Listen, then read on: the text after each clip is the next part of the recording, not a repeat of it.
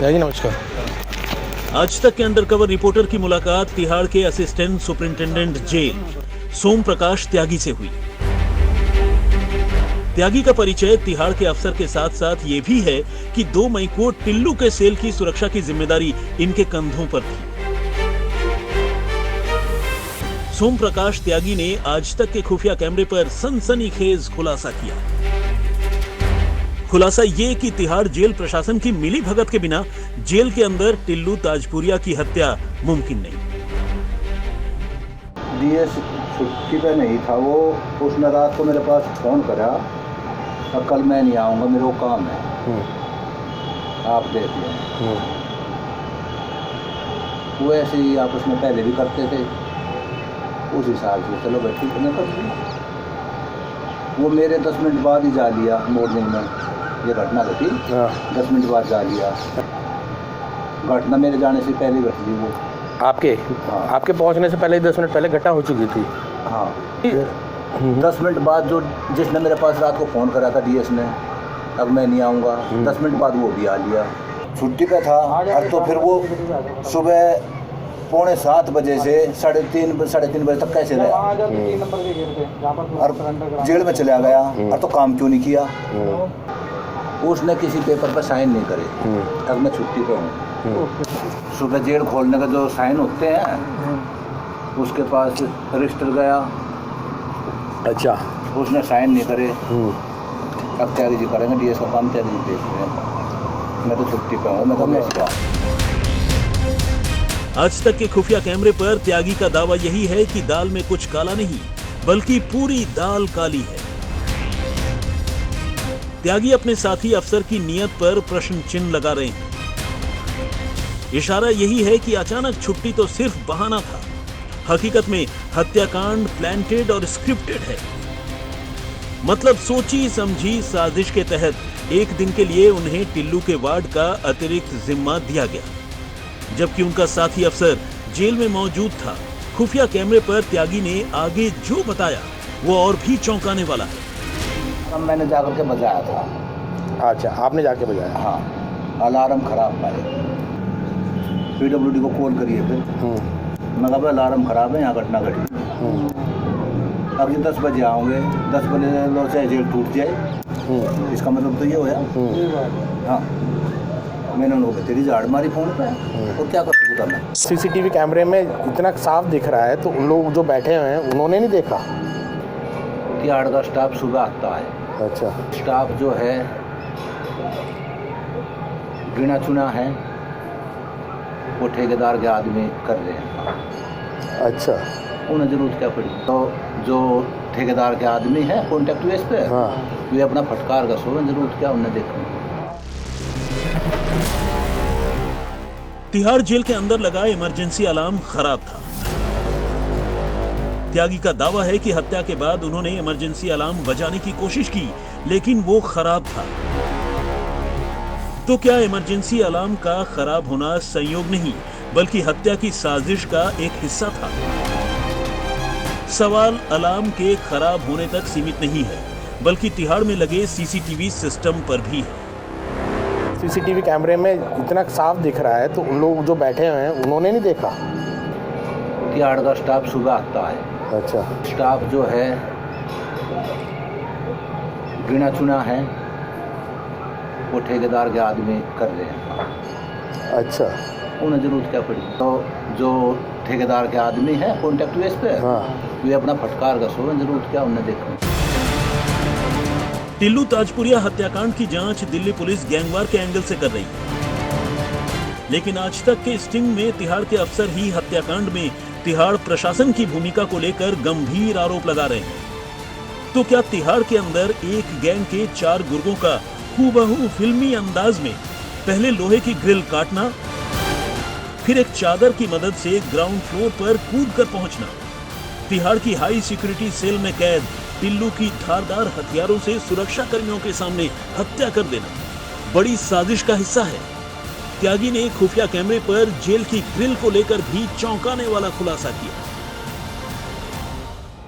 जो जाल लगा हुआ है वो सरिया कितना बताऊं मैं, शायद इस तार कितना मोटा, अच्छा, मतलब 1 mm भी नहीं है। 2 mm लगा लो, बस इतना होगा। अच्छा। जो नीचे वेल्ड हो रहा है फ्रेम में, वहाँ से नीचे वाले 2 सरियों का वेल्ड तोड़े गए। वो पता नहीं 2 दिन पहले तोड़े हैं, 3 दिन पहले तोड़े हैं, है ताजे टूटे हुए। ठीक है। 2-4 दिन के अंदर के ही तोड़े हुए हैं। हमारी इन्वेस्टिगेशन में तिहाड़ जेल प्रशासन की भूमिका कटघरे में है, चाहे गैंगस्टर टिल्लू हो या फिर कोई और गैंगस्टर। क्या गैंगवार के नाम पर तिहाड़ जेल कॉन्ट्रैक्ट किलिंग का अड्डा बन गया है? तिहाड़ जेल के अंदर वो भी 10-10 पुलिस वालों के सामने टिल्लू ताजपुरिया का मर्डर होते पूरे देश ने देखा है। टिल्लू तड़पता रहा, पुलिस वाले देखते रहे। तिहाड़ में बंद गैंगस्टर उसे धारदार हथियार से मौत के घाट उतारते रहे। ऑपरेशन तिहाड़ में अब हम एक और बड़ा खुलासा करने जा रहे हैं, जिसे सुनकर आप हैरान हो जाएंगे कि टिल्लू ताजपुरिया के मर्डर से ठीक 3 दिन पहले भी टिल्लू को खाने में जहर देकर मारने की कोशिश की गई थी। यानी टिल्लू के दुश्मनों ने उसे तिहाड़ के अंदर मारने के लिए खाने में जहर देने का कॉन्ट्रैक्ट भी दिया। ये खुलासा किसी और ने नहीं बल्कि तिहाड़ में कैदियों का खाना बनाने वाले रसोइये ने किया। उस दिन टिल्लू ताजपुरिया की किस्मत अच्छी थी, उसे इस बात की भनक लग गई कि उसके खाने में जहर मिला है। आज तक के खुफिया कैमरे पर तिहाड़ की जेल नंबर 2 के रसोइया का ये खुलासा सुनिए। उसको जहर कौन दे रहा था? सेवादार। हाँ, वो सेवादार ही था, कोई लड़का था। उसको जहर देने की नहीं दिया, कोशिश लेकिन नहीं दिया था। आई गया था, खाने में निकल ही गया था। फिर पता चल गई थी उसको, लेकिन खाना नहीं खा रहा था। सुपरिटेंडेंट को पता चल गया था उसको खाने में जहर दे रही थी। ये तो पता ही चल गया होगा उसको, जब पूरी जेल में हल्ला कट गया। वो तो पूरी जेल में कट गया था हल्ला, तो सुपरिटेंडेंट को पता ही होगी। कोई मेरे खाने में झाड़ डालेगा, मैं आपको बताऊंगा, जब तक पता चलेगी मेरे खाने में झाड़ है। तिहाड़ के रसोइये का यह खुलासा साबित करता है कि जेल के अंदर कभी भी किसी को भी आसानी से मौत की नींद सुलाया जा सकता है, और उसके लिए ना तो चम्मच को घिसकर हथियार बनाने की जरूरत है, ना ही एग्जॉस्ट फैन की पंखुड़ी को तोड़कर हथियार बनाने की जरूरत, क्योंकि तिहाड़ के अंदर जहर बिकता भी है और आसानी से खाने में मिलाया भी जाता है। सवाल जेल मंत्री कैलाश गहलोत से है, जिनको सत्येंद्र जैन के बाद जेल मंत्रालय का काम दिया गया। वो इस पर क्या कहेंगे? क्या उनको तिहाड़ में जहर के सौदागरों की जानकारी है? सवाल तिहाड़ जेल के डीजी संजय बेनीवाल साहब से है कि जेल में क्या हो रहा है। डीजी संजय बेनीवाल का काम प्लानिंग करना है, पूरी जेल की जिम्मेदारी उनकी है। बेनीवाल साहब, तिहाड़ में कैसी प्लानिंग चल रही है?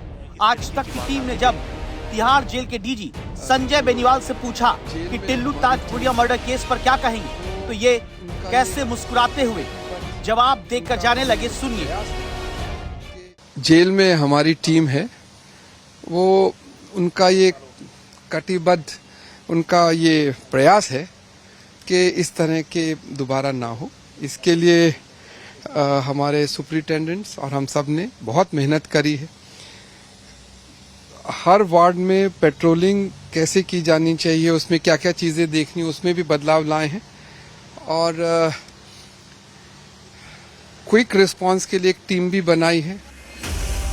खूंखार गैंगस्टर्स, माफिया, नेता, महाठग कैसे देश के अलग अलग जेलों के अंदर से अपराध का साम्राज्य चलाते हैं। चाहे वो गुजरात की साबरमती जेल हो, पंजाब में बठिंडा की जेल या फिर दिल्ली की Tihar jail. Don, mafia, gangsters, महाठग जेल के अंदर ही मोबाइल फोन से पूरा नेटवर्क चलाते हैं। सवाल ये कि जेल के अंदर स्मार्टफोन आखिर पहुंचते कैसे हैं? तो अब हमारा अगला खुलासा देखिए। ये खुलासा तिहाड़ जेल के वार्डन सुनील ने किया। यकीन मानिए, बेहद चौंकाने वाला खुलासा है। सामान के अंदर घुस जाता है मोबाइल वगैरह, वही है मतलब। अब हमारी सर्चिंग होती है, उनकी नहीं होती। अफसरों अफसर ही देकर आते हैं, अफसर ही देकर आते हैं। हाँ, ये फोन मेरी मत नहीं है, ये वाला। हाँ,